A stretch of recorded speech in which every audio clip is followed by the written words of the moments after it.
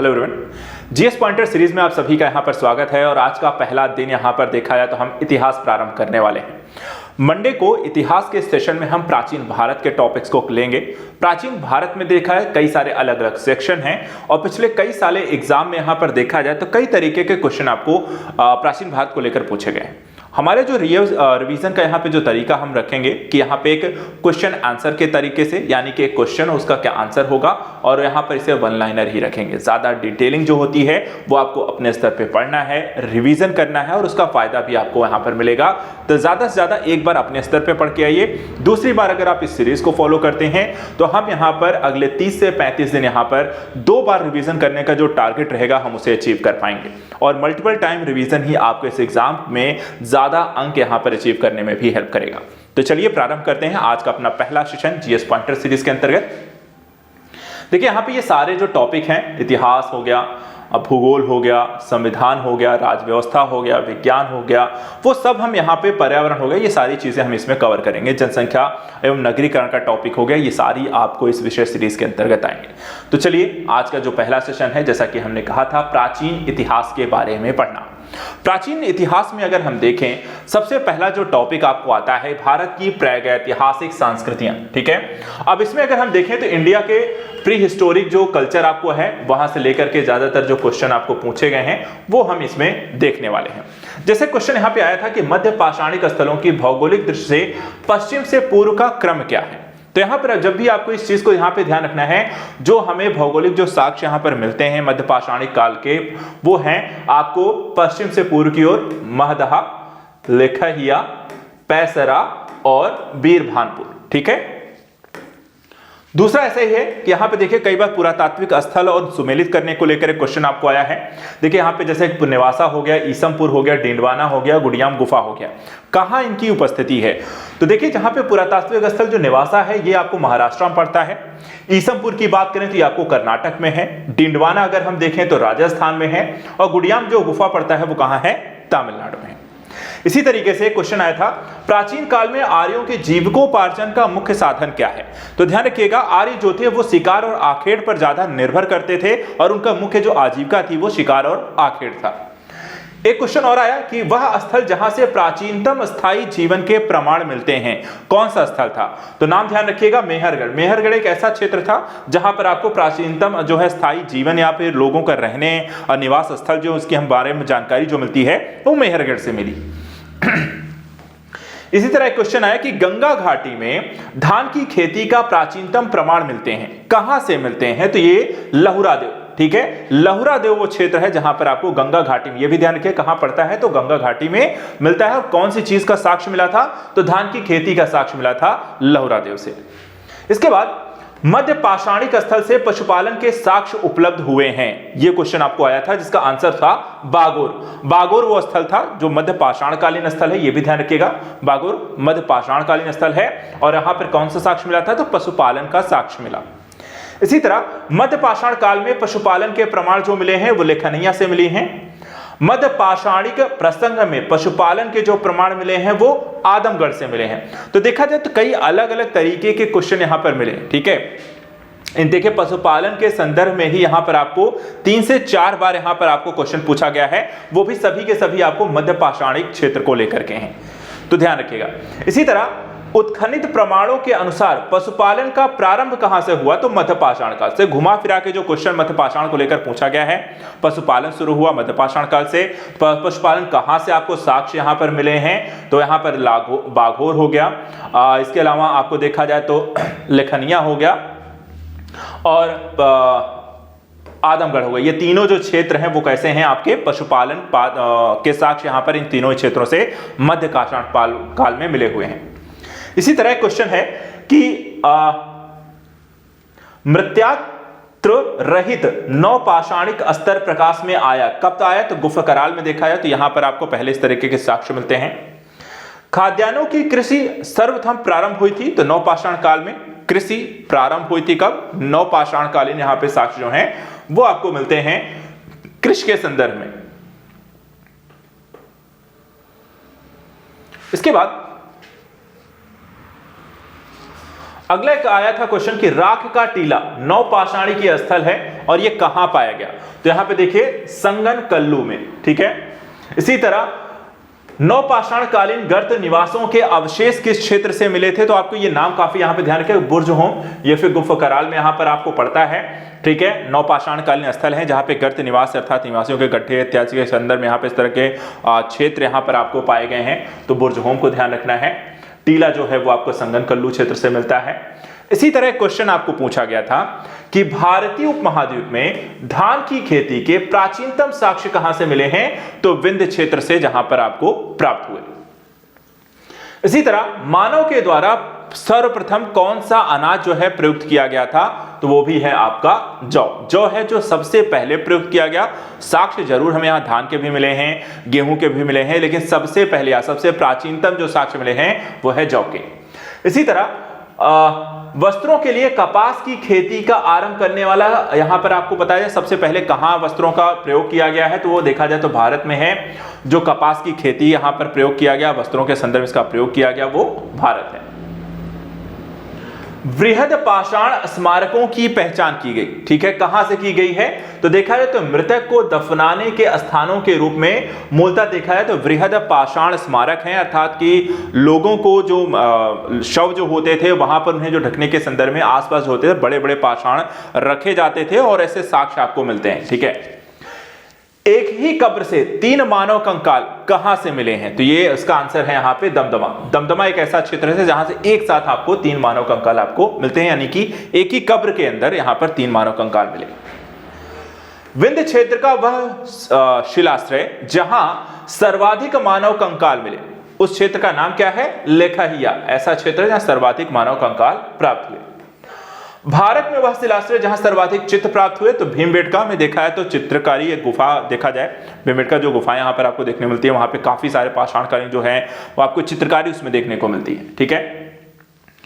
दधेरी एक परिवर्तीय हड़प्पीय पुरा स्थल है, ठीक है, तो ये कहां पड़ता है आपको, पंजाब में, ध्यान रखिएगा। कौन सा, दधेरी। दधेरी हड़प्पी पुरा स्थल जो है परिवर्ती हड़प्पा पुरा स्थल है और ये आपको पंजाब के क्षेत्र से मिलता है, यानी पंजाब क्षेत्र में यहां पर स्थित है। ताम्र पाषाणिक स्थल नवदा टोली अवस्थित है, कहां पर अवस्थित है, तो यहां पर देखिए नवदा टोली आपको कहां पड़ता है, मध्य प्रदेश में पड़ता है। कैसा स्थल है, तो ताम्र पाषाणकालीन स्थल है। देखिए एक चीज और यहां पे ध्यान रखिएगा, क्रम ध्यान रखना है, ठीक है। पुरा पाषाण, मध्य पाषाण, नव पाषाण, ताम्र पाषाण, तो इनकी स्थिति कब रही है, कौन सा कब किसके बाद आता है, कई बार क्रमिक जो संदर्भ में भी क्वेश्चन आपसे पूछा जा सकता है। इसी तरीके से गैरिक मृत भांड OCP का नामकरण यहां पर हुआ था हस्तिनापुर में, देखा है तो पहली बार गैरिक मृत भांड इसका नामकरण किया गया हस्तिनापुर में। एक और क्वेश्चन है कि भारत का वह स्थल जहां खुदाई से लौह धातु के प्रचलन के प्राचीनतम प्रमाण मिलते हैं, वो है अतरंजी खेड़ा से यहां पर आपको लौह धातु के प्रचलन के साक्ष्य, अर्थात कि लोगों के द्वारा लौह धातु का प्रयोग यहां पर किया जाने लगा था, चाहे वो शिकार के संदर्भ में हो या अन्य संदर्भ में, तो लौह के जो पहले प्रमाण आपको मिलते हैं वो अतरंजी खेड़ा से। यहां पर ताम्राश्व काल में महाराष्ट्र में लोग मृतकों के शरीर को फर्श के नीचे रखकर दफनाते थे और उनका जो सिराना जैसा होता था, किस दिशा में यहाँ पे दफनाते थे, तो उत्तर से दक्षिण की ओर देखा जाए तो यहाँ पे लोगों को दफनाया जा रहा था।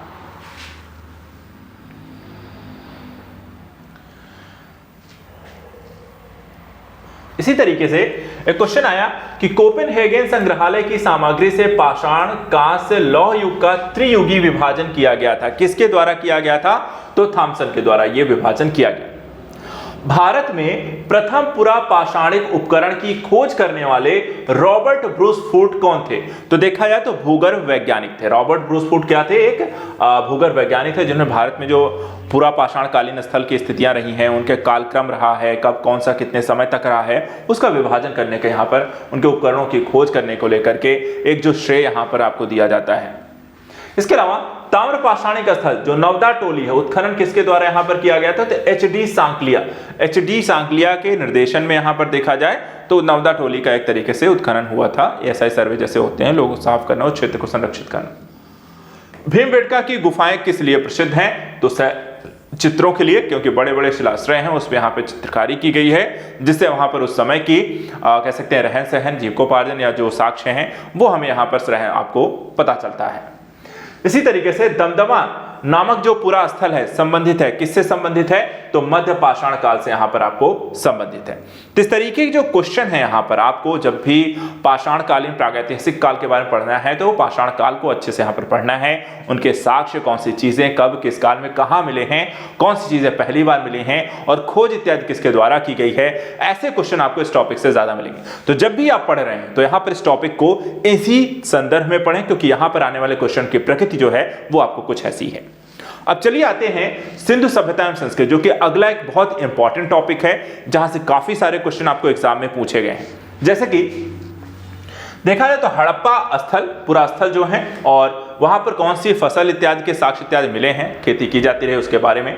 तो चहुंदड़ों में देखा जाए तो सरसों, हड़प्पा से तिल, कुंतासी से कोदो और हुलास से धान के यहाँ पर फसलों की कह सकते हैं फसल उगाई जाती थी, खेती हो रही थी। इस तरीके के साक्ष्य आपको मिलते हैं।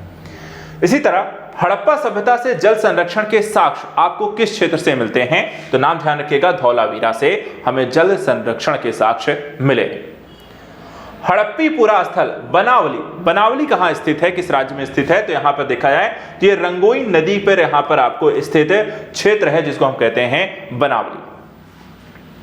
इसी तरह हड़प्पा सभ्यता का स्थल मांडी भारत के किस राज्य में स्थित है? तो देखा जाए यहां पर आपको मांडी जो है आपको मांडी यहाँ पे देखा है उत्तर प्रदेश में नहीं है, ये आपको यहाँ पर कह सकते हैं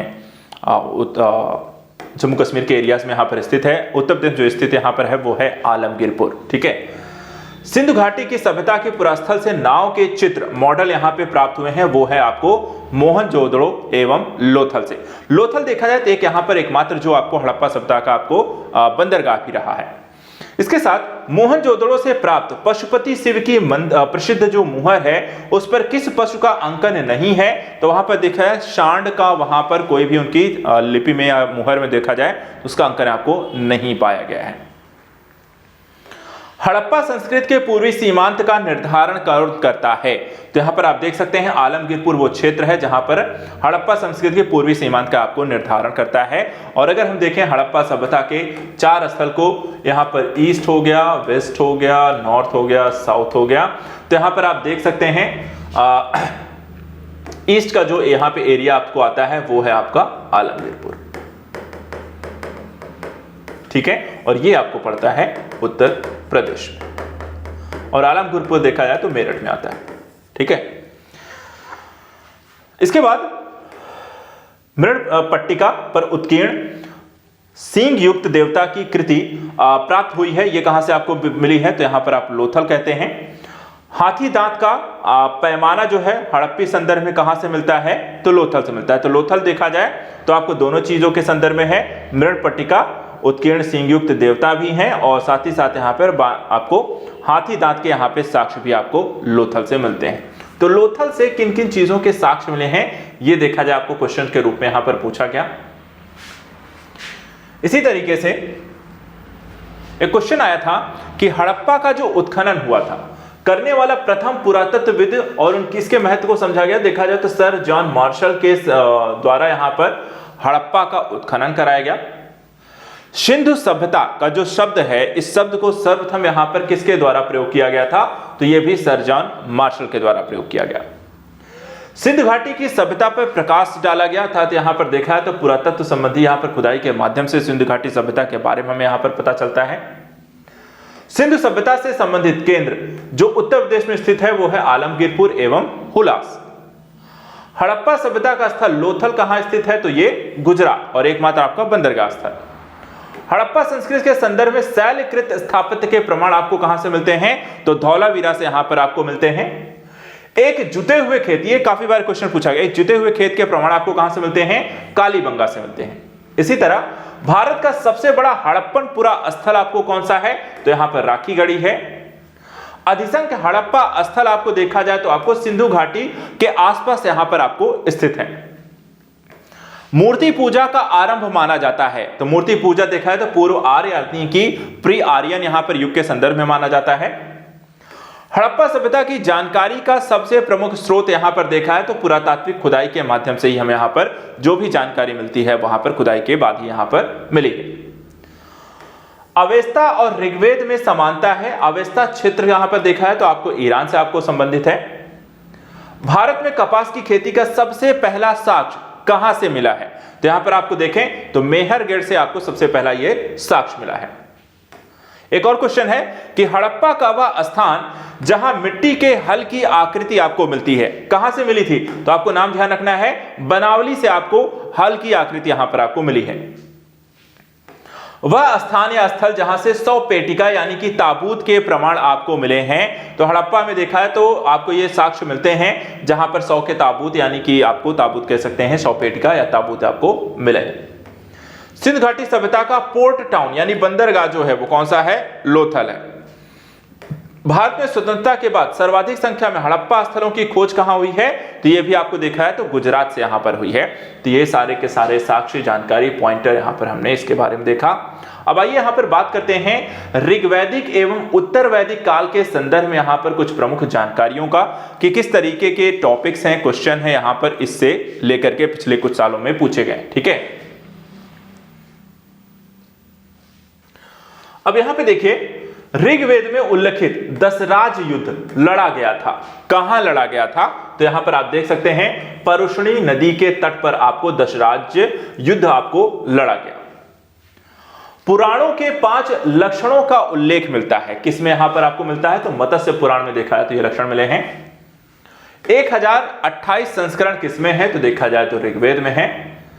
अष्टक भी किसे कहा जाता है? तो ऋग्वेद को देखा है तो अष्टक को भी यहां पर कहा जाता है।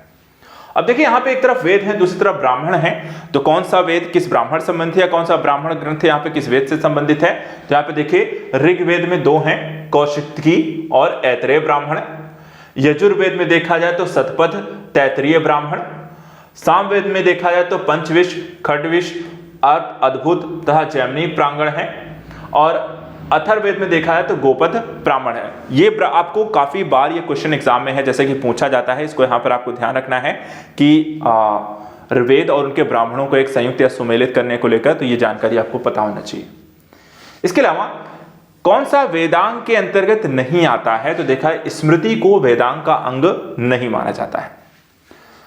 वैदिक कालीन प्रशासन में भाग 2 अधिकारी था। कौन सा अधिकारी था? तो देखा जाए राजस्व कर जमा करने वाले अधिकारी को हम यहां पे भाग 2 कहते थे वैदिक काल में। वह ग्रंथ जिसमें आयुर्वेद शब्द का प्रयोग हुआ वो कौन सा है? ऋग्वेद में देखा जाए तो इसका प्रयोग किया गया है। महाभारत ग्रंथ का उपनाम क्या है? तो यहां पर सतसहस्त्री संहिता को ही हम यहां पर महाभारत कहते हैं। इसके अलावा पवित्र गायत्री मंत्र अंतर्विष्ट है यानी किसमें समाहित है? तो यहां पर देखा है तो ऋग्वेद में आपको गायत्री मंत्र का उल्लेख मिलता है। गायत्री मंत्र के नाम से प्रसिद्ध मंत्र सर्वप्रथम कहां मिला है? तो यह भी देखा है, इसका भी आंसर हो जाएगा ऋग्वेद ही है। ऋग्वेद की मूल लिपि कौन सी है? तो ऋग्वेद देखा जाए आपको ब्राह्मी लिपि में यहां पर आपको लिखा गया था। ऋग्वेद पर आधारित संकलन जो है उसको हम कहते हैं सामवेद है। और ऋग्वेद देखा जाए तो धर्म था, बहुदेववादी है अर्थात अलग अलग देवों के संदर्भ में यहां पे जानकारी मिलती है। ऋग्वेद काल में जनता विश्वास करती थी, किसके या किसमें विश्वास करती थी? तो यहां पर बलि और कर्मकांड में यहां पर उनका ज्यादा एक विश्वास था जो कि देखने को मिलता है। इसके अलावा गोत्र शब्द का प्रयोग सर्वप्रथम देखा जाए तो यह भी आपको ऋग्वेद में मिलता है। तो काफी सारे साक्ष्यों को लेकर, जानकारियों को लेकर या पहली जानकारी किस चीज के बारे में कहां से मिलती है, यहां पर देखा तो ऋग्वैदिक काल में इस तरह के क्वेश्चन आपको ज्यादा देखने को मिलते हैं। इसी तरीके से ऋग्वेद में सर्वाधिक संख्या में मंत्र संबंधित हैं, तो इंद्र को लेकर के सबसे ज्यादा यहां पर मंत्र आपको ऋग्वेद में देखने को मिलेंगे। सबसे प्राचीन वेद की भी संज्ञा देखा है तो ऋग्वेद को ही दी जाती है। इसी तरह वह वैदिक ग्रंथ जिसमें वर्ण शब्द का सर्वप्रथम नामोल्लेख मिलता है वो भी कौन सा है? ऋग्वेद में यहां पर इसकी जानकारी मिलती है। ऋग्वेद में उल्लिखित यव शब्द किस कृषि उत्पाद के लिए प्रयोग किया गया? तो जौ या यव, यव यानी कि जौ का यहां पे प्रयोग आपको ऋग्वेद में मिलता है। ऋग्वेद में उल्लिखित प्रसिद्ध 10 राजाओं का युद्ध लड़ा गया था तो किस नदी के किनारे? तो परुष्णी या रावी नदी के किनारे लड़ा गया था 10 राज्य का युद्ध। ऋग्वैदिक कालीन के प्रारंभ में महत्वपूर्ण मूल्यवान संपत्ति यहां पर देखा है तो गाय को समझा जाता था, गाय का लेन देन इत्यादि किया जाता था, उनको यहां पे दान के संदर्भ में या कह सकते हैं काफी एक इंपॉर्टेंट पहलू के संदर्भ में को प्रयोग करते थे। और वैदिक काल में देखा जाए अघन्या जो होता है वो गाय को ही यहां पर संबोधित किया जाता था, गाय को हम अघन्या शब्द के संदर्भ में प्रयोग करते हैं। वैदिक साहित्य में मोक्ष की चर्चा मिलती है, कहां देखा जाए तो आपको उपनिषदों में मोक्ष के बारे में यहां पर जानकारी दी गई है। वैदिक देवताओं में पुरोहित जो था उसे क्या माना जाता था? तो बृहस्पति माना जाता था। तो पुरोहित कौन थे? बृहस्पति। उत्तर वैदिक काल में आर्य संस्कृत का धूर यहां पे समझा जाता था कुरु और पांचालों को। और वैदिक कर्मकांड में होता का जो संबंध होता था वो ऋग्वेद से होता था। तो ऋग्वेद का यहां पर देखा है होता जो शब्द है काफी बार यहां प्रयोग हुआ है। आरंभिक वैदिक साहित्य में सर्वाधिक वर्णित नदी जो है वो सिंधु नदी का सबसे ज्यादा जो प्रयोग है वो आपको आरंभिक वैदिक साहित्य में है। ऋग्वेद में मातेतमा, देवीतमा, नदीतमा संबोधित किया गया है सरस्वती नदी का। सरस्वती नदी को देखा जाए वर्तमान समय में हमें नहीं यहाँ पर आपको दिखाई नहीं देती हैं, लेकिन इस नदी का उल्लेख आपको सर्वाधिक बार देखा है तो आपको अलग अलग नामों से ऋग्वेद में यहाँ पर आपको मिलता है। शुक्ल यजुर्वेद की संहिता है, कौन सी है? शुक्ल यजुर्वेद देखा जाए तो आपको संहिता है वाजश्नेयी संहिता। शतपथ ब्राह्मण में उल्लिखित राजा विदेह माधव संबंधित ऋषि थे, ऋषि गौतम राहुगण के यहां पर। जिस ग्रंथ में पुरुष मंथ मेध का उल्लेख यहां पर मिलता है वो है आपका शतपथ ब्राह्मण। इसी तरह गोपथ ब्राह्मण का संबंध आपको देखा है तो अथर्ववेद से है। आयुर्वेद अर्थात जीवन का विज्ञान उल्लेख सर्वप्रथम आपको अथर्ववेद में मिलता है। आयुर्वेद का उल्लेख आपको सर्वप्रथम कहां से मिलता है? जीवन के विज्ञान का तो अथर्ववेद में मिलता है। और वह उपनिषद जिसमें पहली बार निराशावाद के तत्व दिखाई देते हैं वो है मैत्रायणी में। आपको निराशावाद की जानकारी यहां पर आपको प्राप्त होती है।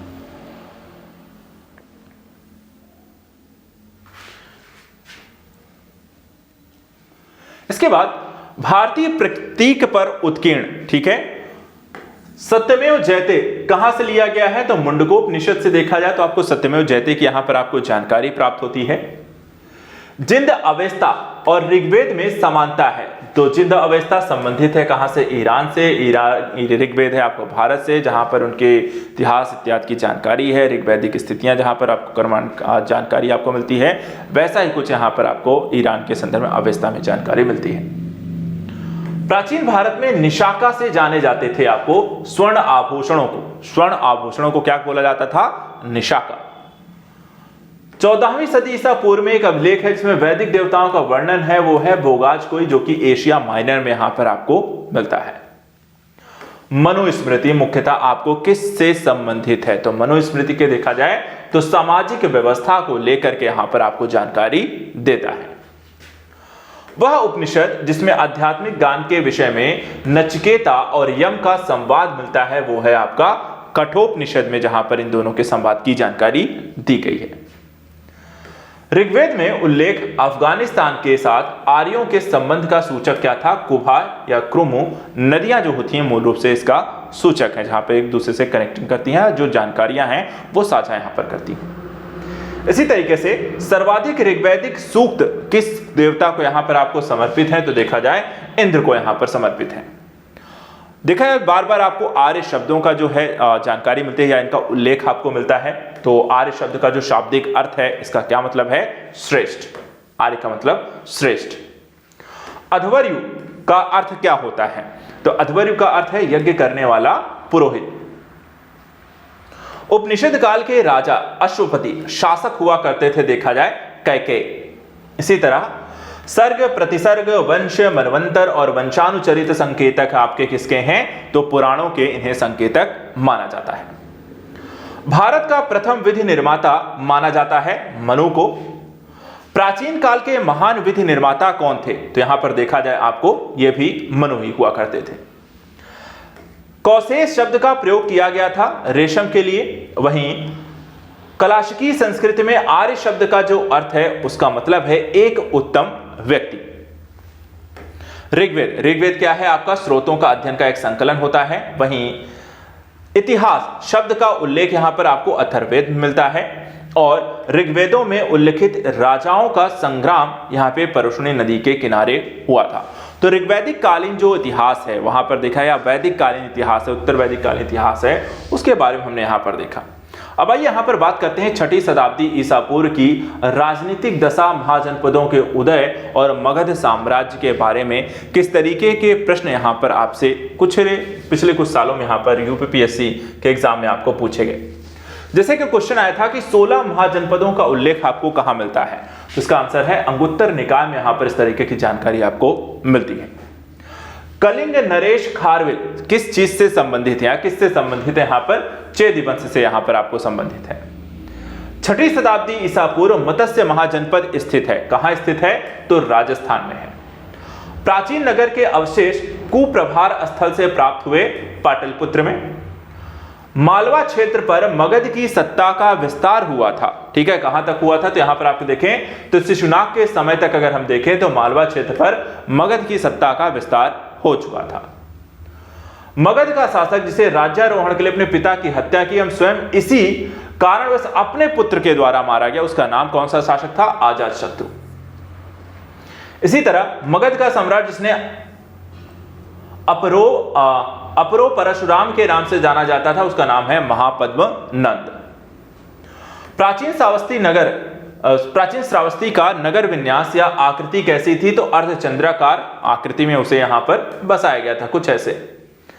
6ठी शताब्दी ईसा पूर्व में शुक्तमती जो राजधानी थी वो चेदी वंश की यहां पर थी। इसी तरह अभिलिखित साक्ष्य प्रकट होते हैं नंद राजा के आदेश की एक नहर खोदी गई थी। यहां पर देखा जाए तो कलिंग में इस तरह की एक नहर खोदी गई थी, इसका साक्ष्य यहां पर आपको मिलता है। उदयन वासवदत्ता की दंत कथा किससे संबंधित है? कौशांबी से। और प्राचीन नगर में मगध साम्राज्य की सबसे प्रारंभिक जो राजधानी हुआ करती थी वो कौन सी थी? पाटलिपुत्र में देखा जाए तो ये राजधानी आपको मिलती है। इसी तरह कुछ धार्मिक आंदोलनों को लेकर भी यहां पर आपको पिछले कुछ वर्षों में आपसे क्वेश्चन पूछे गए, जैसे कि जैन धर्म हो गया। जैन धर्म में कल्प सूत्र की यहां पे रचना मिलती है और ये कल्प सूत्र की जो जानकारी मिलती है वो भद्रवाह ने यहां पर इसकी रचना की। भारत में पाल काल के एक महत्वपूर्ण अध्ययन केंद्र का क्या नाम था? विक्रमशिला। ठीक है, धर्मपाल ने देखा जाए इसको स्थापित किया। विक्रमशिला विश्वविद्यालय के अति महत्वपूर्ण आचार्य कौन कौन से थे? तो यहां पे विरोचन, अतीश, दीपांकर और रत्नाकर शांति यहां पर इसके प्रमुख आचार्य हुआ करते थे। अब ऐसे एक सही सुमेलित करके कुछ क्वेश्चन पूछे गए, जैसे कुछ स्थल आपको हैं और यहां पर उससे संबंधित कौन से तीर्थंकर हैं, जैन तीर्थंकर, उसके बारे में आपको पूछा गया, जैसे कि श्रावस्ती, संभवनाथ, कांकदी, सुविधानाथ, अयोध्या, ऋषभनाथ और पभोषा में पद्म प्रभु का यहां पर देखा है जन्म स्थान या उनके संबंधित यहां पर आपको देखा है तो प्रमुख स्थल रहे। एक क्वेश्चन यहां पे आया, तक्षशिला विश्वविद्यालय का उत्खनन कराया किसके द्वारा कराया गया? तो सर जॉन मार्शल के द्वारा कराया गया। इसी तरह महावीर का प्रथम अनुयायी कौन बना था? तो जमाली। ठीक है, महावीर के प्रथम अनुयायी कौन बने? जमाली। त्रिरत्न सिद्धांत, सम्यक धारणा, सम्यक चरित्र, सम्यक ज्ञान, जिस धर्म से की महिमा है या से संबंधित है वो कौन सा है? तो यहां पर देखा जाए तो जैन धर्म से संबंधित है त्रिरत्न, सम्यक धारणा, सम्यक चरित्र, सम्यक ज्ञान। आजीवक संप्रदाय के संस्थापक कौन थे? तो यहां पे नाम ध्यान रखें, मक्खली पुत्र गोशाल यहां पर देखा जाए।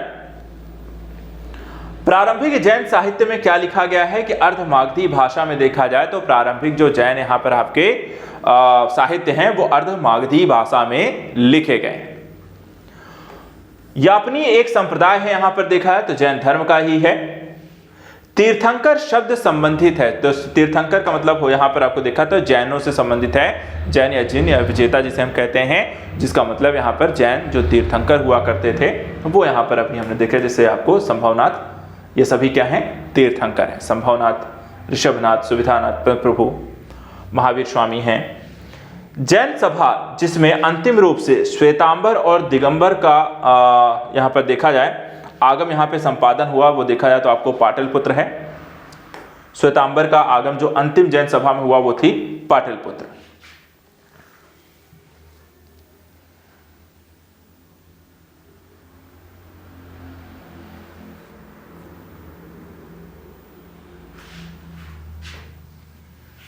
नेक्स्ट देखते हैं,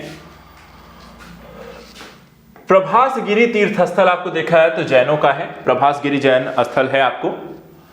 धर्म जो विश्व विनाशकारी प्रलय की अवधारणा में विश्वास नहीं करता है तो यह है आपका जैन धर्म है, जो कि ऐसे किसी तथ्य को यहां पे स्वीकारता नहीं है। जैनियों की जो पवित्र पुस्तक है क्या कहलाती है, उसका नाम यहां पे क्या है तो अगम सिद्धांत है। दर्शन जिसमें पुनर्जन्म के विश्वास को अस्वीकार किया गया वो है चार्वाक दर्शन में पुनर्जन्म को स्वीकार नहीं किया गया। ऐसे ही कुछ प्रश्न यहां पर बौद्ध धर्म को लेकर भी आपके एग्जाम में पूछे गए। जैसे बुद्ध का जन्म हुआ था, कब हुआ था तो लुम्बिनी में देखा है, बुद्ध का जन्म कहां हुआ था तो लुम्बिनी में हुआ।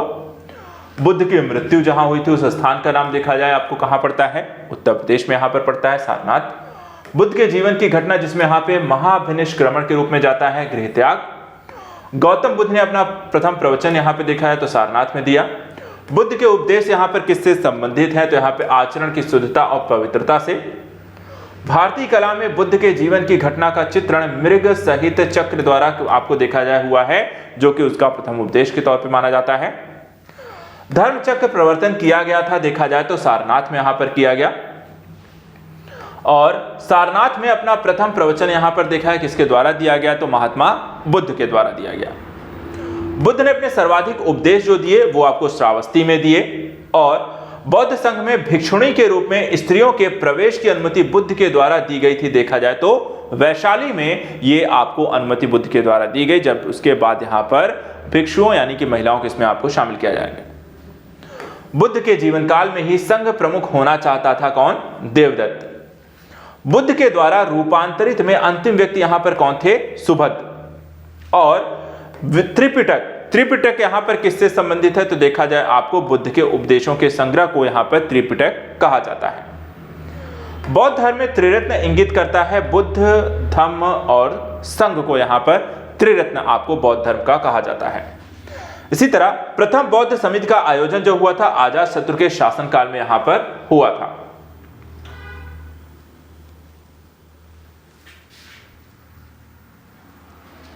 नेक्स्ट देखते हैं, संसार अधिक और क्षणिक है, संसार अस्थिर और क्षणिक है, यह कथन आपको देखा जाए तो बौद्ध धर्म से संबंधित है। बौद्ध ग्रंथ जिसमें संघ जीवन के देखा जाए तो नियम यहां पर आपको प्राप्त होते हैं वो हैं विनय पिटक में इसकी जानकारी आपको मिलती है। विदेशी राजा जिसने समुद्रगुप्त के अनुरोध किया था कि उसे भारत में बौद्ध विहार बनाने की अनुमति दी जाए वो कौन थे तो यहां पर मेघवर्मन। बोध गया में महात्मा बुद्ध ने 2 बंजारों को उपदेश देकर अपना उपासक बना लिया था, वे दोनों हैं मल्लिक और तपस्सु। इसके अलावा सप्तपर्णी जो गुफा स्थित है, कहां स्थित है तो देखा जाए तो राजगृह बिहार में आपको सप्तपर्णी गुफा स्थित है।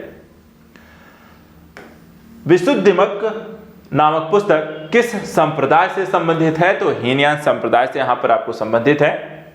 शून्यता के सिद्धांत का सर्वप्रथम प्रतिपादन करने वाले बौद्ध दार्शनिक का नाम है नागार्जुन। उत्तर प्रदेश में बौद्ध और जैनियों दोनों की प्रसिद्ध तीर्थस्थली मानी जाती है आपको कौशाम्बी। बौद्ध और जैन दोनों ही धर्म विश्वास करते हैं किस चीज पर, कर्म और पुनर्जन्म के सिद्धांत पर यहां पर आपको विश्वास करते हैं बौद्ध और जैन दोनों ही धर्म। अफगानिस्तान का बामियान प्रसिद्ध है किस लिए यहां पर तो बुद्ध प्रतिमा के लिए यहां पर आपको प्रसिद्ध है। देश में मूर्ति पूजा की नींव रखी गई थी बौद्ध धर्म के द्वारा, क्योंकि बौद्धों की देखा है काफी सारी यहां पर बौद्ध की यहां पर मूर्तियां बनाई गई, उसकी यहां पर पूजा की जाने लगी। वह काल जिसमें बुद्ध की खड़ी प्रतिमा बनाई गई थी वो देखा जाए तो कुषाण काल में आपको बुद्ध की खड़ी प्रतिमाओं का निर्माण किया गया। भूमि स्पर्श मुद्रा की सारनाथ मुद्रा प्रतिमा संबंधित है तो देखा जाए तो गुप्त काल से। और विक्रमशिला विहार के संस्थापक का नाम क्या था तो धर्मपाल के द्वारा इसे बनाया गया था। स्तूप के उत्खनन में सारिपुत्र के अवशेष यहां पे कहां से प्राप्त हुए हैं तो सांची से प्राप्त हुए। और बौद्ध पवित्र स्थल का निरंजन नदी पर यहां पर स्थित है तो वो भी आपको बोध गया में है। एशिया के ज्योतिपुंज के तौर पर जाना जाता है गौतम बुद्ध को। और गौतम बुद्ध के समय का प्रसिद्ध वैद्य जीवक जिसके दरबार से संबंधित था वो है बिंबिसार में देखा जाए, बिंबिसार के दरबार में देखा जाए तो ये वैद्य जो थे वो जीवक यहां पर आपको उपस्थित थे।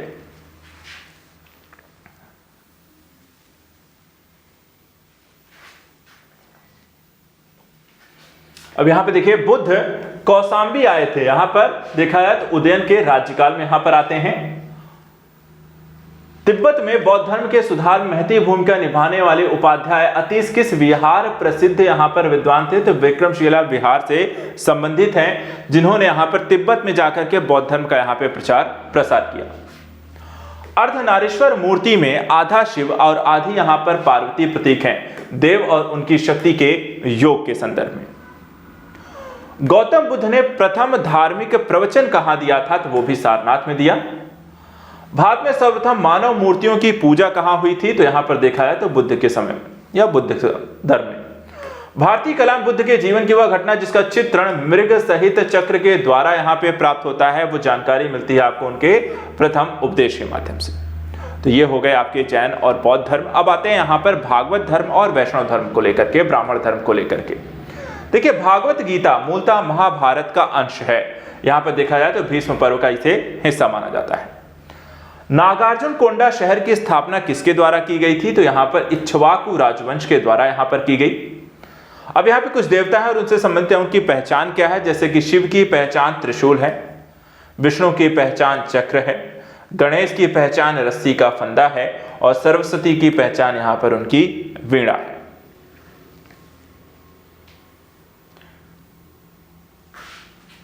इसी तरीके से एक तरफ यहां पर दार्शनिक दिए हुए हैं, दूसरी तरफ उनसे संबंधित दर्शन हैं, जैसे कि रामानुज जो हैं वो विशिष्टा द्वैत से यहां पर संबंधित हैं। मध्वाचार्य हैं जो कि द्वैत संप्रदाय से द्वैत दर्शन से संबंधित हैं। निम्बार्क द्वैताद्वैत और वल्लभाचार्य शुद्धाद्वैत से यहां पर संबंधित इनके दर्शन है। इसी तरह मंडन मिश्र शिष्य थे, किसके यहां पर देखा जाए तो कुमारिल भट्ट के शिष्य आपको मंडल मिश्र थे। तुम्हारा अधिकार कर्म पर है, फल की प्राप्ति नहीं, या किसके द्वारा कहा गया था? तो देखा है तो गीता में कहा गया कि कर्म करो, फल की चिंता मत करो। मोक्ष के साधन के रूप में ज्ञान, कर्म तथा भक्ति को समान महत्व होता है।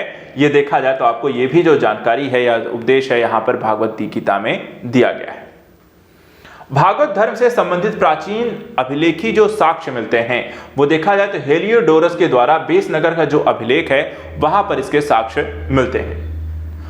आदि शंकराचार्य के द्वारा स्थापित 4 मठ कौन से हैं? तो यहां पर देखिए जोशी मठ है, द्वारका है, पुरी है, श्रृंगेरी है। ये आपको 4 मठ हैं जो कि आदि शंकराचार्य के द्वारा आपको मठ बनाए गए थे। नैनार कौन थे? तो नैनार देखा जाए तो शैव धर्मानुयायी कहे जाते हैं। अब एक तरफ यहां पे देखा जाए तो कुछ यहां पे विद्वान हैं, दूसरी तरफ उनके द्वारा कौन से दर्शन से संबंधित हैं। तो देखिए वल्लभाचार्य हैं पुष्टि मार्ग के, रामानुज जो हैं विशिष्टाद्वैत हैं, मध्वाचार्य हैं द्वैतवाद से और शंकर जो हैं अद्वैतवाद से यहां पर आपको संबंधित माने जाते हैं।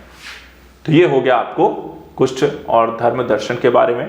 अब चलिए यहां पर बात करते हैं मौर्य साम्राज्य को लेकर के और उनसे संबंधित यहां पे प्रमुख तथ्यों के बारे में।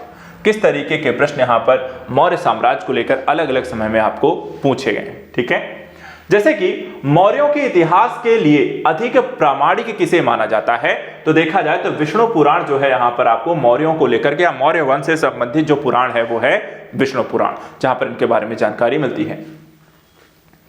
आंध्रों के इतिहास के लिए अधिक प्रामाणिक देखा जाए तो मत्स्य पुराण को माना जाता है। मौर्य काल में सदैव राजा के पास रहने वाले विष परीक्षक वैद्य को कहा जाता था जांगलीविद, जो है विष का परीक्षण करने वाले व्यक्ति होते थे।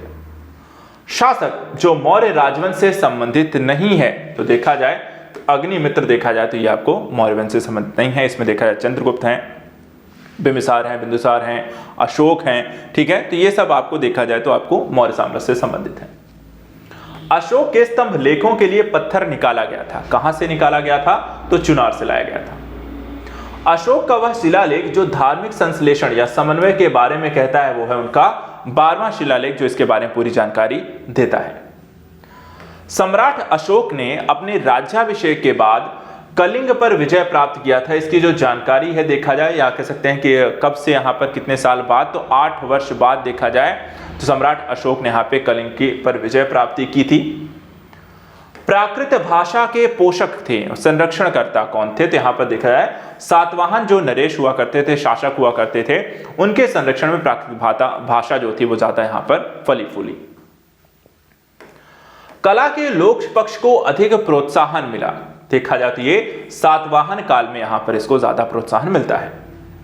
मथुरा मूर्तिकला शैली जो है प्रारंभ हुई थी, कब प्रारंभ हुई, तो यहां पर आपको कुषाण के शासन काल में इसको ज्यादा यहां पर एक प्रभाव देखने को मिलता है, या ज्यादा यहां पर इसका विकास देखने को मिलता है।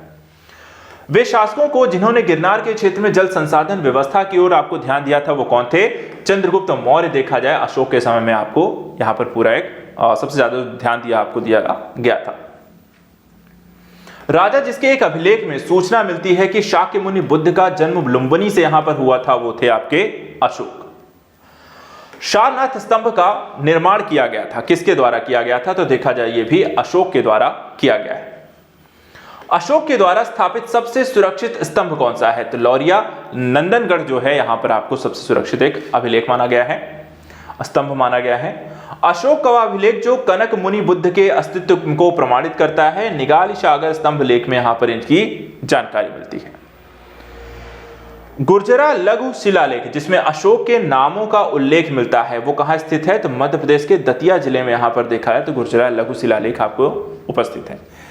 अशोक के लघु शिलालेख और आपको स्तंभ लेखों को लेकर के, शिलालेखों को लेकर के काफी सारे क्वेश्चन कई बार आपको पूछे गए, इसलिए अशोक के बारे में अगर मौर्यों में सबसे ज्यादा जो इंपॉर्टेंस एक रखती है वो अशोक के जो हैं काल में भी उनके शिलालेख हैं, क्योंकि वहां पर आपको सबसे ज्यादा जो क्वेश्चन बनते हैं वहीं से आपको उनसे संबंधित जानकारियों को लेकर भी क्वेश्चन काफी बनते हैं, तो उसको यहां पर जरूर अच्छे से पढ़ के जाएं।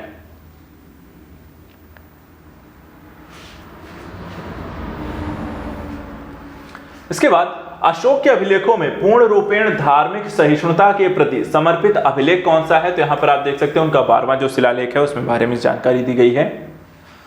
ब्राह्मी लिपि को सर्वप्रथम किसके द्वारा पढ़ा गया, तो यहां पर आप देख सकते हैं जेम्स प्रिंसेप वह व्यक्ति थे जिन्होंने ब्राह्मी लिपि को पढ़ा। प्राक अशोक ब्राह्मी लिपि का पता यहां पर चलता है अनुराधापुर से, यहां पर इसकी जानकारी हमें मिलते हैं, साक्ष्य यहां पर मिलते हैं। पत्थर पर प्राचीनतम शिलालेख थे, यहां पर देखा जाए तो प्राकृत भाषा में आपको प्राचीनतम शिलालेख मिलते हैं, लिखे हुए, खुदे हुए। अपने साम्राज्य के उत्तरी पश्चिमी भाग में उत्कीर्ण राजाज्ञाओं के लिए अशोक ने लिपियों का प्रयोग किया था, तो किस लिपि का प्रयोग किया था, तो अरामाइक, ग्रीक और खरोष्ठी, ये 3 अलग अलग लिपियों का प्रयोग उनके लेखों में मिलता है। इलाहाबाद में अशोक स्तंभ सूचना प्रदान करता है किसके बारे में, समुद्रगुप्त के बारे में यहां पर आपको जानकारी इसमें मिलती है। फाहियान भारत आया, कब आया था, तो यहां पर आपको 399 एडी में वो भारत आता है। कलिंग युद्ध का विवरण हमें ज्ञात होता है कहां से, उनके 13वें शिलालेख से इसके बारे में जानकारी मिलती है। मौर्यन मंत्रिपरिषद एवं राजस्व इकट्ठा करने से संबंधित यहां पर देखा है कौन व्यक्ति था, समाहर्ता। इसी तरह अशोक का समकालीन जो तुर्मय राजा हुआ करता था वो कौन था, यहां पर मिश्र। मकदूनिया में अशोक का समकालीन राजा कौन था, तो यहां पे एंटीगोन गोंटास जो थे वहां पर इनके प्रमुख राजा हुआ करते थे। टॉलमी फिलाडेल्फस जिसके साथ अशोक के राजनयिक संबंध थे, शासक किसका हुआ करता था, आपको मिश्र का था। इसी तरह एक इतिहासकार के अनुसार शिलालेखों में अशोक ने जिस धर्म का प्रतिपादन किया है वह देखा जाए तो आपको वस्तुतः राजधर्म है। यह कथन किसके द्वारा प्रयोग किया गया है, तो उनका नाम था फ्लीट ने कहा था कि उनके शिलालेखों में अशोक ने जिस धर्म का यहाँ पे प्रतिपादन किया है वो मुख्यतः एक तरीके के राजधर्म के बारे में बताते हैं कि राजधर्म क्या होना चाहिए, किस तरीके शासन सत्ता को यहाँ पे चलाना है।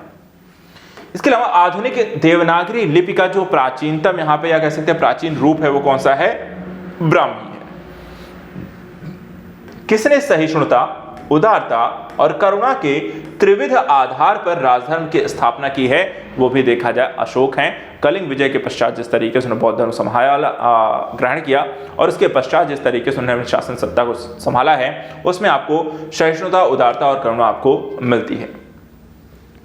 सांची का स्तूप किसके द्वारा बनाया गया था, तो यह भी आपको अशोक के द्वारा बनवाया गया। ब्राह्मी लिपि का प्रथम उद्वाचन उत्कीर्ण अक्षरों में किया गया था, तो वो भी उनके स्तंभों पे किया गया। इसी तरह बुलंदी बाग प्राचीन स्थान कहां पर है, तो ये आपको देखा है तो पाटलिपुत्र में यह स्थान स्थित है।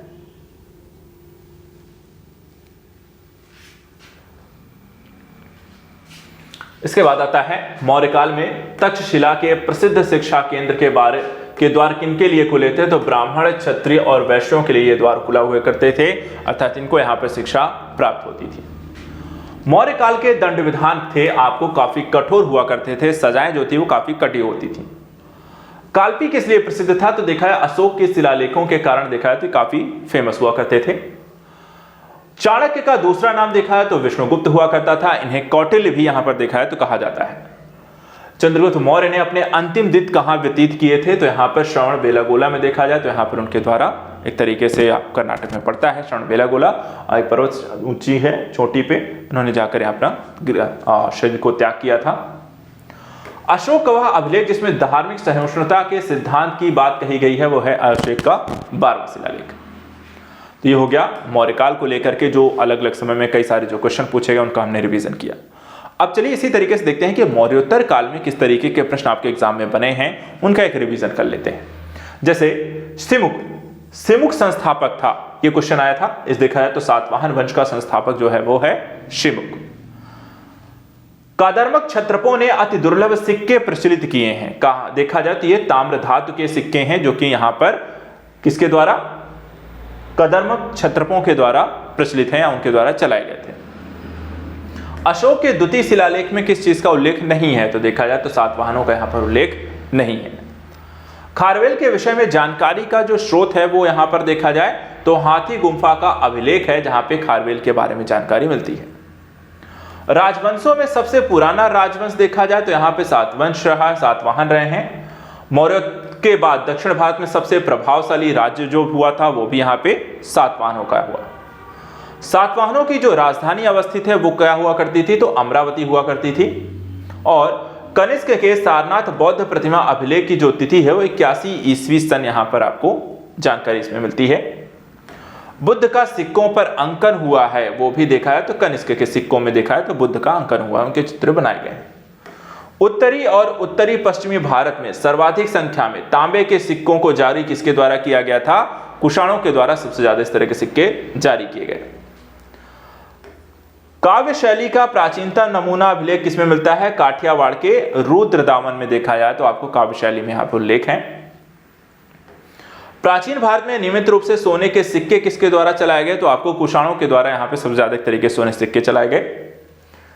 बिना बेगार के सुदर्शन झील का जीर्णोद्धार कराया गया था रुद्रदामन प्रथम के द्वारा। और प्राचीन भारत के साहित्यिक इतिहास में पाणिनि और पतंजलि की ख्याति प्राप्त जो नाम थे वहां पर काफी आपको फले फूले हैं।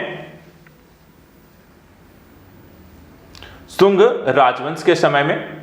इसी तरह विक्रम संवत का जो प्रारंभ हुआ वो देखा जाए तो आपको 58 ईसा पूर्व होता है।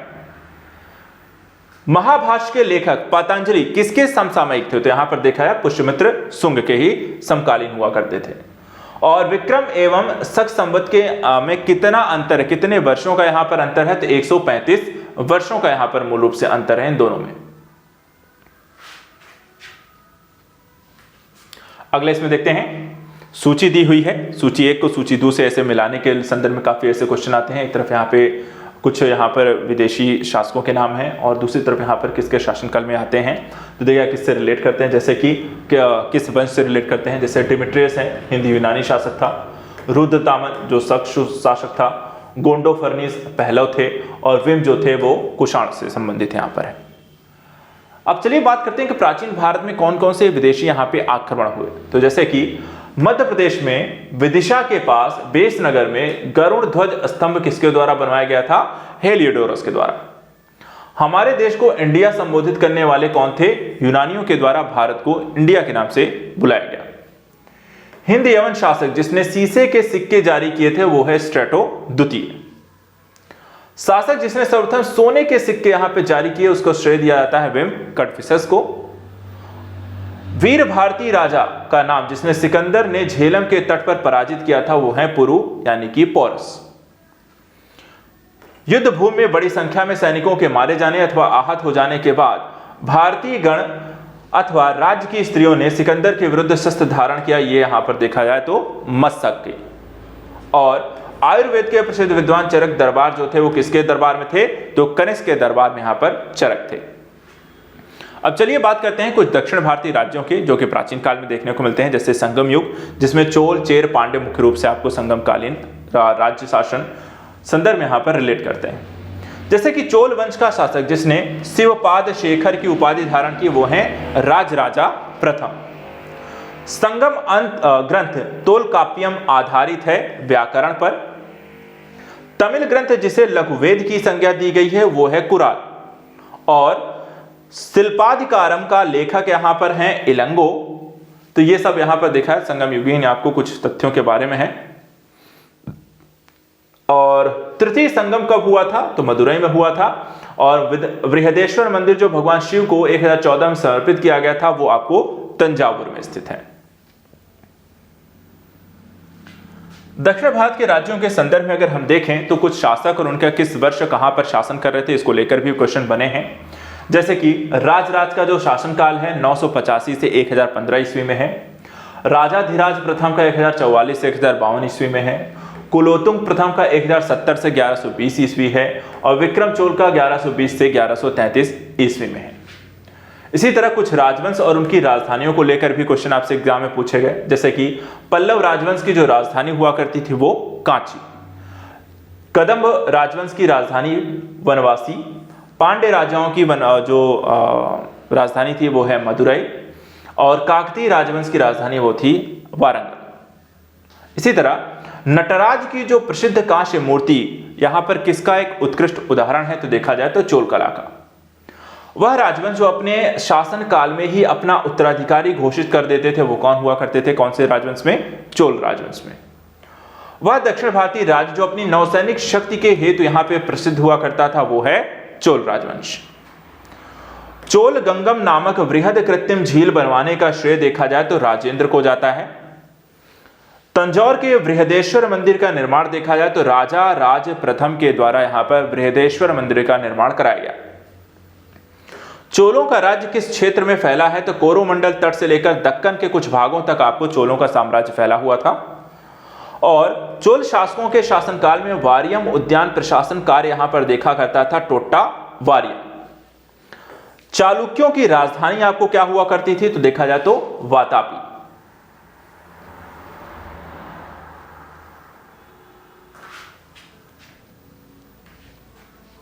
इसी तरह चोल राजाओं के स्नानागार एवं भोजनालय का प्रबंध कौन देखता था? तो यहां पर स्त्रियां और पुरुष दोनों के द्वारा देखा जाता था।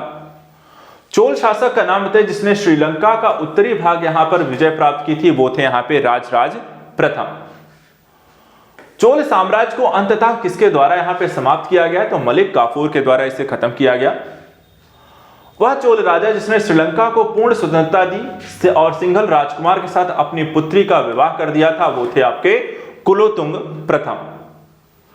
72 व्यापारी चीन में किसके कार्यकाल में आपको भेजे गए थे? तो देखा जाए तो कुलोतुंग प्रथम के शासनकाल में ही। दक्षिण भारत का प्रसिद्ध तक्कोलम का युद्ध हुआ था चोल और राष्ट्रकूटों के मध्य। यहां पर एक बड़ा युद्ध जिसे हम तक्कोलम का युद्ध जानते हैं हुआ था।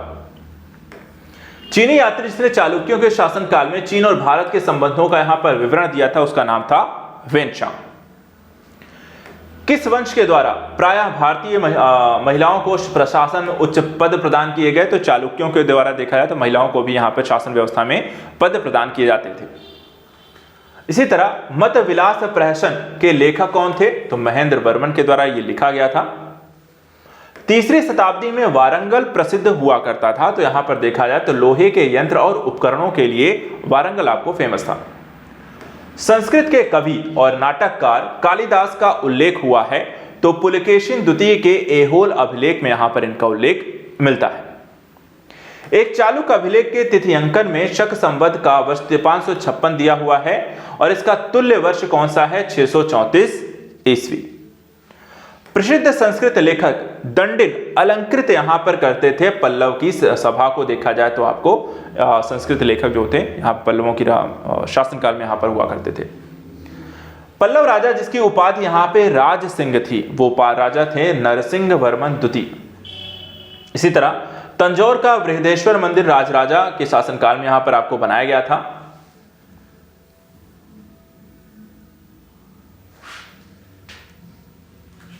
अब आइए यहां पर देखिए, कुछ यहां पर सुमेलित करने को लेकर भी कुछ रिवीजन है। जैसे कि आपको एक तरफ दक्षिण भारत के समुद्रगुप्त समकालीन नरेश हैं और यहां पर उनके राज्य हैं। जैसे कि धनंजय जो थे वो पुस्तलपुर के राज्य में यानी कि नरेश हुआ करते थे। नील राजा, अवमुक्त, उग्रसेन, पालक्का और विष्णुगोपा कांची के यहां पर राज्य से संबंधित थे। एक तरफ राजवंश, दूसरी तरफ राजधानी। तो पल्लवों की राजधानी कांची है, पांड्यों की राजधानी मदुरा है, यादवों की राजधानी देवगिरी है और काकतीय की राजधानी वारंगल हुआ करती थी। अब चलिए बात करते हैं यहां पर गुप्त काल की। ठीक है, मौर्यों को पढ़ लिया, मौर्योत्तर को पढ़ लिया, संगम काल को पढ़ लिया। अब आते हैं गुप्त को लेकर, गुप्त और गुप्तोत्तर। तो गुप्त काल में देखा जाए तो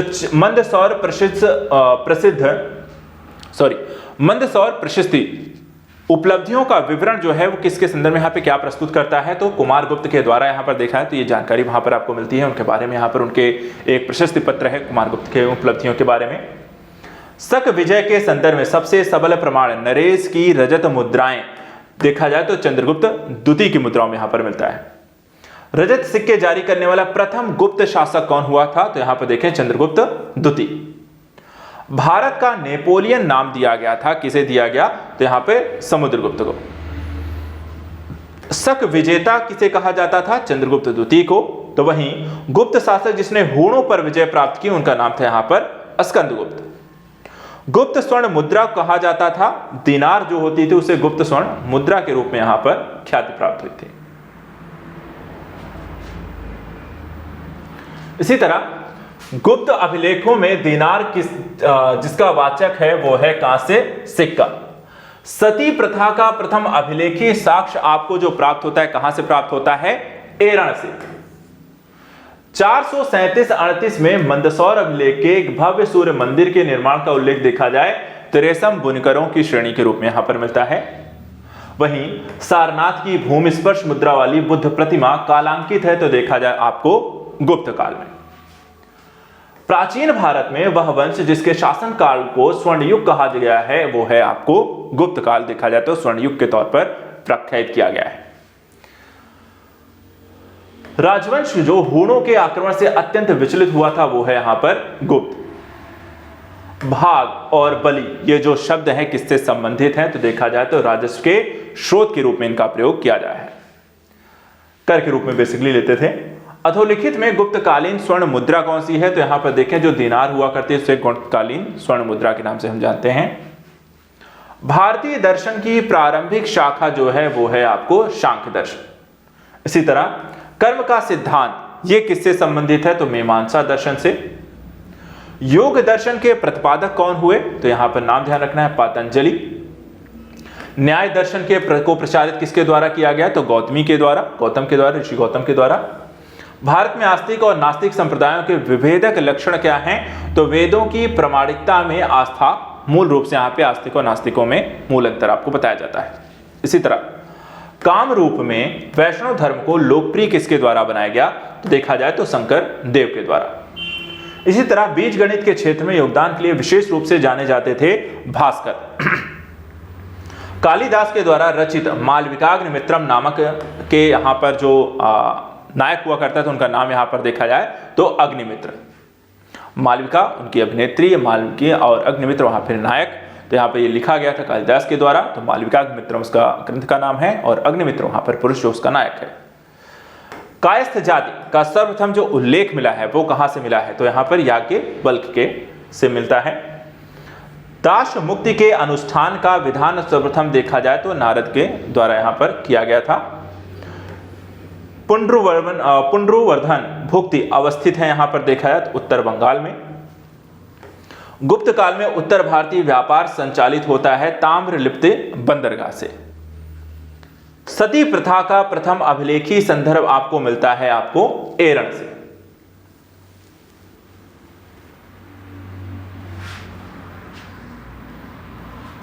इसी तरह कुमारगुप्त प्रथम के मंदसौर अभिलेख की श्रेणी का उल्लेख देखा जाए, इसमें क्या मिलता है आपको, रेशम बुनकरों की जानकारी मिलती है।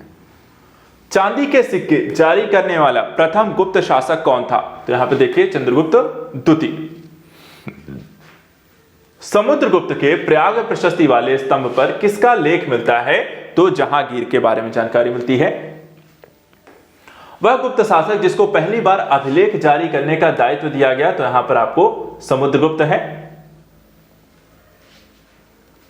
गुप्त शासक जिसको भारत का नेपोलियन कहा गया है, उसका भी नाम यहां पर समुद्रगुप्त है। तो यह है गुप्तोत्तर काल को लेकर जो बार बार आपको प्रश्न पूछे गए हैं, उनका हमने यहां पर रिवीजन किया। ठीक है, अब चलिए यहां पर बात करते हैं कुछ गुप्तोत्तर काल को लेकर के किस तरीके के प्रश्न यहां पर आपके एग्जाम में पूछे गए हैं और उनको लेकर के आपको क्या क्या चीजें ध्यान रखनी है।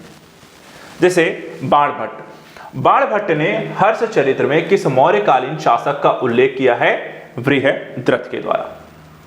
सही सुमेलित करना है सूची 1 और सूची 2 को। कौन से विदेशी यात्री किसके शासनकाल में आए या कब आए, उसको लेकर के एग्जाम में क्वेश्चन पूछा गया, या उनके क्रम लगाने को लेकर भी क्वेश्चन हो सकता है। जैसे फहियान जो है 399 से 414 ईस्वी के दौरान भारत भ्रमण पे आए। वेनशांग जो है 629 से 645 ईस्वी में आते हैं। इत्सिंग जो है 671-72 से 693-94 के बीच आते हैं। और अल मसूदी 915 से 916 के दौरान यहाँ पर भारत में विदेशी यात्रा पर आते हैं, पहली बार यहाँ भारत भ्रमण के संदर्भ में आते हैं। तो ये आपको ध्यान रखना है। इसके अलावा राजा जिनको जनता के द्वारा प्रत्यक्ष चुना गया है, तो उनको हम कहते हैं गोपाल, जो नंदी वर्मन पल्लव मल्ल यहाँ पर आपको कहे गए हैं या राजवंश से संबंधित है। स्तूप जिसमें आर्यक स्तंभ की विशेषताएं आपको प्राप्त होती हैं, उसका नाम देखा जाए तो है अमरावती। स्तूप जिसमें आर्यक स्तंभ यहाँ पर वाला मंच की विशेषताएं हैं, तो अमरावती और नागार्जुनी कोंडा में यहाँ पर इसकी विशेषताएं आपको उल्लेखित हैं। शासक जिसने 4 अश्वमेध यज्ञों का संपादन किया है, वो है प्रवरसेन प्रथम, जो है आपको देखा है 4 अश्वमेध यज्ञों को इनके द्वारा कराया गया।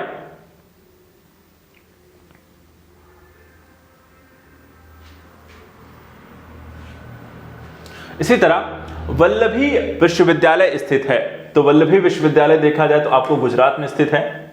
6वीं 7वीं शताब्दियों में एक मौर्य वंश कहां शासन कर रहा था, तो देखा जाए तो लाट है। कदम्बी की राजधानी बनवासी स्थित है गोवा में। और प्रतिहार अभिलेखों में संदर्भित सिक्कों का नाम देखा जाए तो वो है द्रम। मध्य प्रदेश के हरसूद शहर का निर्माण किसके द्वारा किया गया है, तो यहां पे हर्षवर्धन के द्वारा। और सम्राट हर्षवर्धन ने 2 महान धार्मिक सम्मेलनों का आयोजन किया था, वो है कन्नौज तथा प्रयाग। तो यहाँ पे देखा जाए तो प्राचीन भारत के संदर्भ में यहाँ पर उनके राज व्यवस्था, शासन इत्यादि को लेकर जो क्वेश्चन आपसे आए हैं, वो हमने रिवीजन किया। अब इसके साथ ही साथ देखा जाए प्राचीन काल की कला एवं संस्कृति को लेकर भी आपके एग्जाम में प्रश्न आते हैं। ठीक है, तो उसको भी किस तरीके के प्रश्न यहाँ पे प्राचीन काल के कला एवं संस्कृति को लेकर पूछे गए हैं, उनको भी साथ साथ हम यहाँ पर रिविजन कर लेते हैं। ठीक है, जैसे क्वेश्चन आया था, वह स्थान जहां पर शिल्प में विष्णु का वाराह अवतार दर्शाया गया है, वो है उदयगिरी गुफा विदिशा।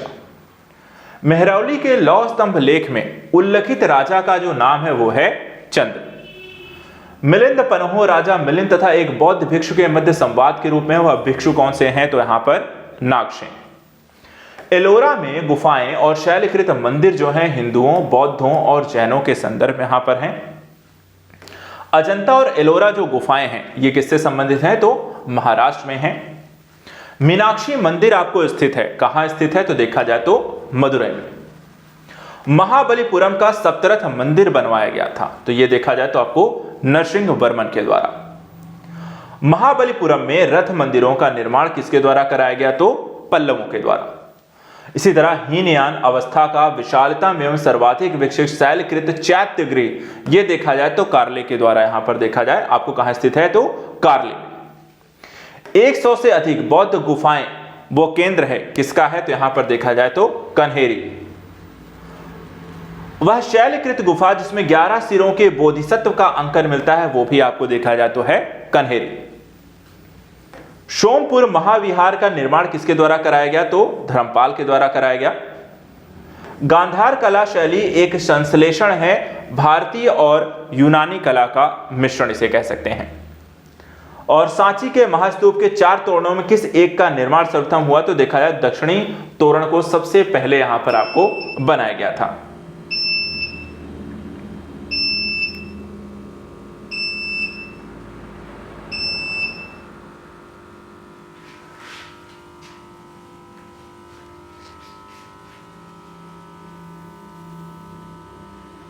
इसी तरीके से सोमपुर महाविहार का निर्माण किसके द्वारा कराया गया? तो धर्मपाल के द्वारा।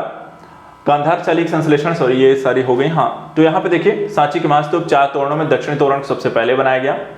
सोनगिरी जहां 108 जैन मंदिर बने हुए हैं वो है आपका दतिया। दिलवाड़ा जैन मंदिर आपको देखा जाए तो राजस्थान में है। वहीं ओडिशा का कोणार्क मंदिर का निर्माण जो कराया गया वो राजा नरसिंह देव प्रथम के द्वारा। ठीक है, इसी तरीके से दक्षिण द्रविड़ शैली के मंदिरों में गोपुरम का जो तात्पर्य है वो है तोरण के ऊपर बने अलंकृत और बहुमंजिला भवन से। भुवनेश्वर और पुरी के मंदिर किस शैली में यहां पर आपको निर्मित है? तो देखा जाए तो नागर शैली में आपको बनाए गए हैं। कौन कौन से? भुवनेश्वर और पुरी के मंदिर। गुफाएं जिसे हम त्रिमूर्ति के लिए यहां पर आपको विख्यात है, कौन सी है? तो एलिफेंटा की गुफाओं को हम त्रिमूर्ति गुफाएं भी यहां पर आपको कहते हैं। इसके अलावा चित्रगुप्त के द्वारा स्वामी मंदिर, जिसे चित्रगुप्त का एकमात्र मंदिर माना जाता है, वो आपको कांची में स्थित है। अंकोर वाट का विष्णु मंदिर देखा जाए तो आपको कंबोडिया में है। देखा जाए तो भारत हिंदुओं का सबसे बड़ा मंदिर के संदर्भ में विश्व के 8वें अजूबे के तौर पर भी इसे शामिल किया गया है। दक्षिण भारत के भगवान रंगनाथा, जिन्हें भगवान वेंकटेश भी कहते हैं, का मंदिर आपको तिरुमल्ला पहाड़ी पर आपको स्थित है। एलिफेंटा के प्रसिद्ध शैल को काटकर बनाए गए मंदिरों का श्रेय किसे दिया जाता है? यहां पर पल्लवों को। चित्तौड़ का कीर्ति स्तंभ निर्मित हुआ था उस किसके शासनकाल में? तो राणा कुंभा के शासनकाल में। और शैलकृत स्थापत्य का आश्चर्य माना जाता है कैलाश मंदिर एलोरा को।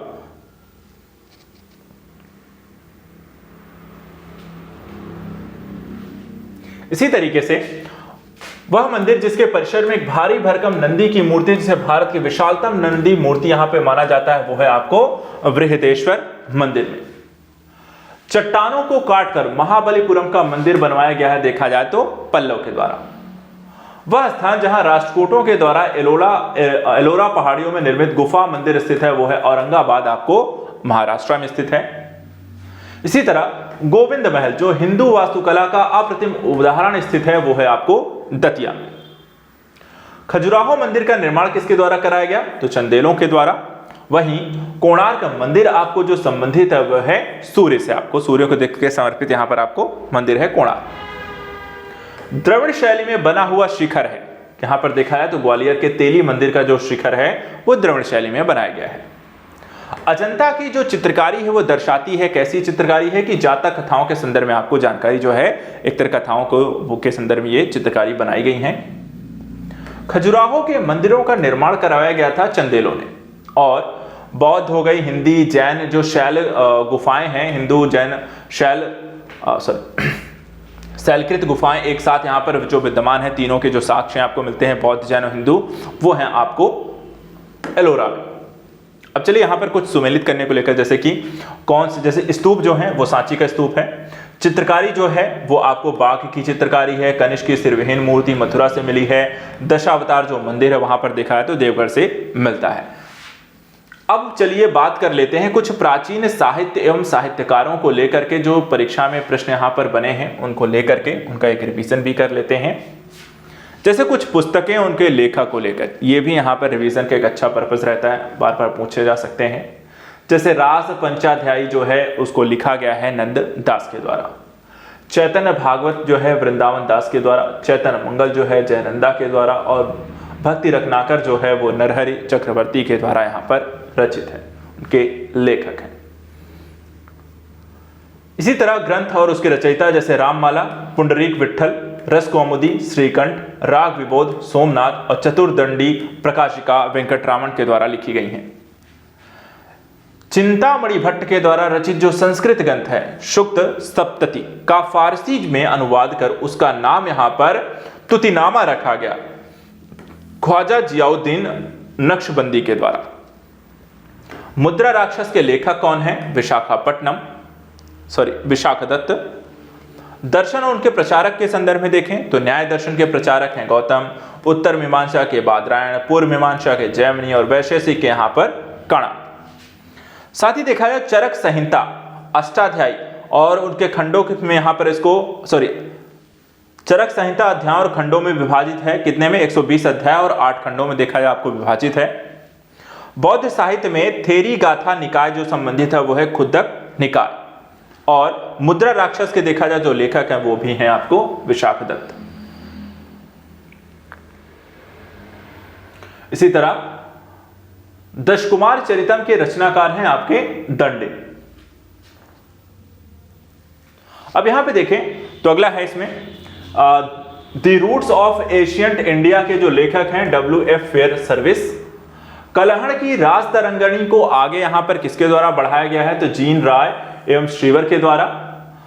प्राचीन काल के महान विधि निर्माता आपके कौन हैं, मनु हैं। महाभारत मूलतः किसमें जानी जाती है, तो जय संहिता के रूप में। और महान जैन विद्वान हेमचंद्र किसकी सभा को अलंकृत करते हैं, तो कुमारपाल के। वहीं भोजशाला मंदिर की अधिष्ठात्री देवी जो है वो है भगवती सरस्वती। मध्यकालीन भारत के यशस्वी विधिवेत्ता कौन थे, तो यहां पे देखा है तो विज्ञानेश्वर। मध्यकालीन विद्वानों और लेखक जो जैन धर्म के यहां पे अनुयायी थे उसमें हैं आपके हेमचंद्र सूरी। गीत गोविंद के रचयिता किसे माना जाता है, तो यहां पे जयदेव हैं। वहीं काल्पनिक वैज्ञानिक उपकरणों पर पुस्तक लिखी जो है वो भोज के द्वारा लिखी गई है। भारतीय गणितज्ञ जिसने दशमलव के स्थानिक मान की यहां पर खोज की है वो है आर्यभट्ट। और गौडवहो के रचयिता देखा जाए तो वाग्पति हैं, जबकि विदेशियों को भारतीय समाज में मनु के द्वारा दिया गया सामाजिक जो स्तर है वो है व्रात्य क्षत्रियों का। प्राचीन भारतीय विचारकों में विधि व्यवस्था की सर्वाधिक व्यवस्थित रूप से जो व्याख्या की गई है वो है मनु के द्वारा की गई। और मानसोल्लास शीर्षक ग्रंथ की जो रचना की गई है वो सोमेश्वर तृतीय के द्वारा की गई है। ठीक है, तो यहां पर देखा जाए तो प्राचीन काल और उसके संदर्भ में इतिहास जो है वो हमने यहां पर पढ़ लिया है। अब इसी कड़ी में जो अगले इसमें आपको आ जाता है, इसके बाद आपको पूर्व मध्यकाल, फिर मध्यकाल और उसके बाद आधुनिक भारत की शैली यहां पर शुरू हो जाती है। हम बात करें अगर पूर्व मध्यकाल को लेकर के इसमें कौन कौन सी आपको जानकारी इसमें मिल जाती है वो भी आइए देख लेते हैं। जैसे कि कुछ यहाँ पर आपको एक तरफ सूची दी है, दूसरी तरफ यहाँ पर उससे संबंधित जानकारी किसके बारे में कहाँ से मिलती है। जैसे कि सर्ववर्मन के संदर्भ में असीरगढ़ का ताम्रपत्र वहां पर है। ईश्वर वर्मन के बारे में जो जानकारी है जौनपुर के प्रस्तर अभिलेख से मिलती है। ईशान वर्मन के बारे में हरहा पाषाण अभिलेख से जानकारी मिली। वहीं जीवित गुप्त द्वितीय के बारे में दैव वर्णाक अभिलेख से यहां पर इसकी जानकारी मिलती है। चंदेल वंश का जो प्रथम शासक था वो यहां पर नत्रुक था। और होयसल वंश के प्रथम स्वतंत्र शासक विष्णुवर्धन ने अपनी राजधानी जो बनाई थी वो है द्वार समुद्र को।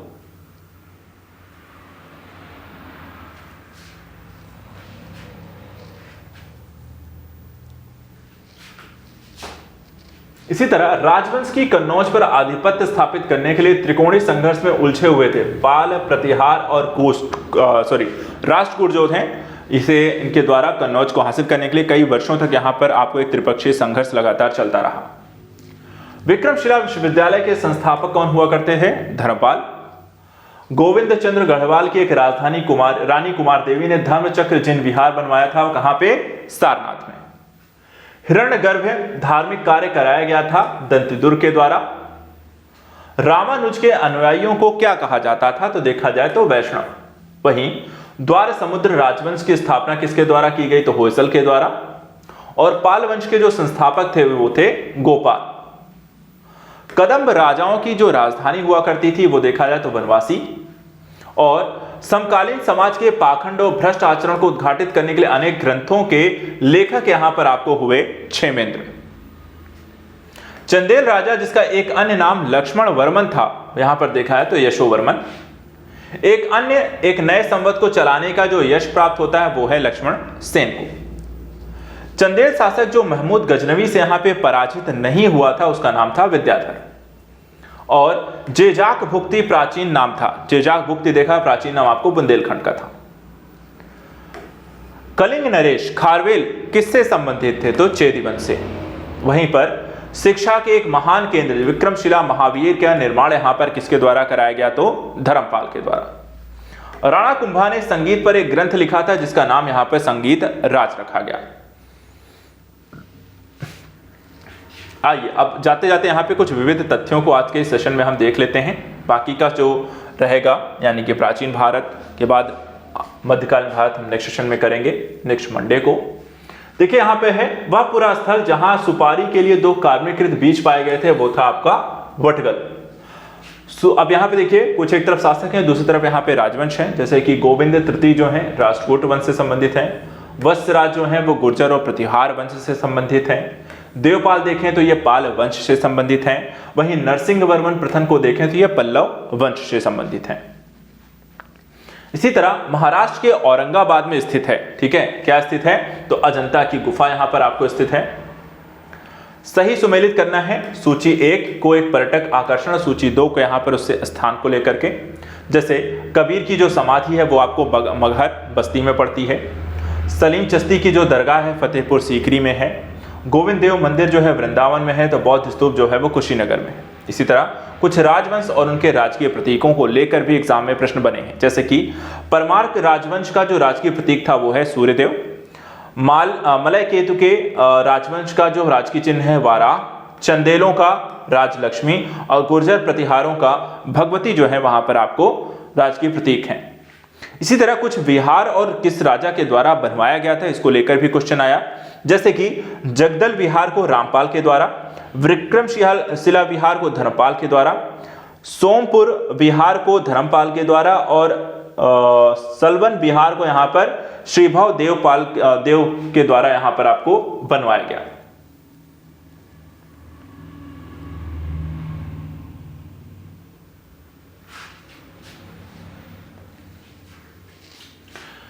शासक जिसने सिंघल द्वीप के विरुद्ध 642 ईस्वी में 2 समुद्री अभियान यहां पर भेजे थे उनका नाम था नरसिंह वर्मन प्रथम। प्राचीन श्वेतांबर जैन मंदिर आपको स्थित है पालीताना गुजरात में। विदेशी व्यापार संबंधित जो संस्था थी उसका नाम यहां पर देखा है तो नानादिदेशी एवं नगरम। उद्दालक आरुणि प्रसिद्ध जो दार्शनिक हुआ करते थे वो देखा जाए तो कुरु पांचाल क्षेत्र में यहां पर थे। बीज गणित के क्षेत्र में विशेष योगदान करने वाले जो थे भास्कर थे।